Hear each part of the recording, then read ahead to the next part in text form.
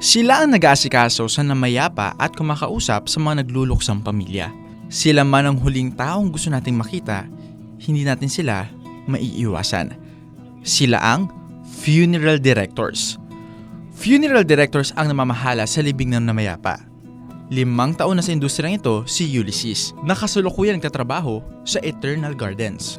Maraming hinahandog na serbisyo ang Eternal Gardens para maging maayos sa pamamaalam ng pamilya sa kanilang namayapang mahal sa buhay. Yung mga services na ino-offer namin is full memorial packages siya. Simula yun sa retrieval, kasama na po yun doon yung embalming, cosmetology, casket, pati flower arrangement, hanggang sa paglibing, kami po yung nagsa-service po noon. Pero meron din po kaming tinatawag na chapel viewing. Doon sa chapel viewing, doon namin nilalagay yung body para sa viewing. Pwede rin siya sa home viewing.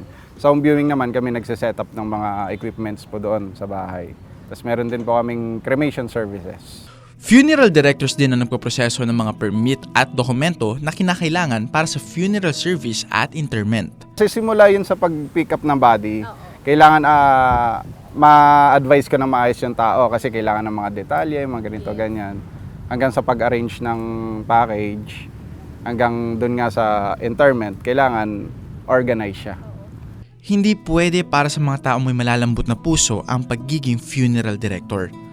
Bukod sa arrangement ng funeral service, nagsisilbi rin silang emotional support para sa mga naiwang pamilya. May times talaga po na ganun, lalo na sa unang ng pamilya, unang usap namin. Talagang malungkot pa talaga yan, may pagluluksa kumbaga. Hindi pa sila makakapag-decide na maayos. So ang ginagawa ko dyan, kinakausap ko lang sila sa ibang side. Example, tinatanong ko, ano po ba yung dahilan kung bakit namatay? Parang kakausapin mo lang sila na maayos. Dahil sa funeral directors, nagkakaroon ng maayos na pamamaalam ang pamilya at mahal sa buhay ng mga namayapa.